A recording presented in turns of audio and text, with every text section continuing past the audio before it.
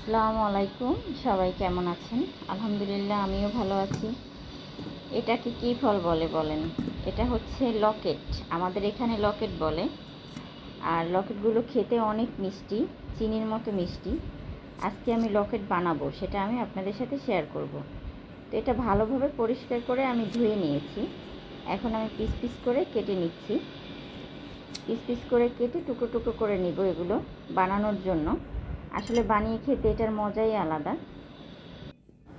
এত মিষ্টি এই ফলটা যে বানানোর কোনো প্রয়োজনই হয় না। আমি কাটতেছিলাম আর এক এক টুকরো করে নিজে মুখে দিতেছিলাম, খাইতেছিলাম।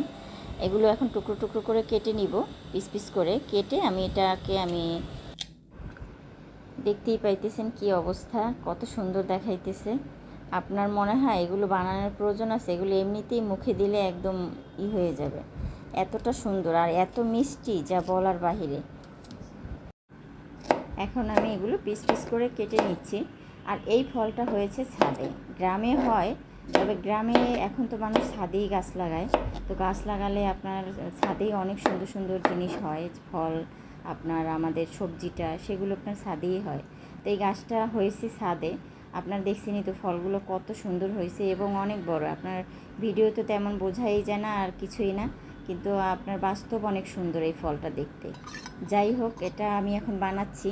তো এখানে আমি কাসুন্দি দিয়ে দিয়েছি, আর দিয়েছি প্রথমত আমি দিয়েছি বিট লবণ, তারপর কাসুন্দি দিয়েছি আর গুঁড়ামরিচ দিয়েছি, আর দিব আপনার সরিষার তেল দিব এখানে।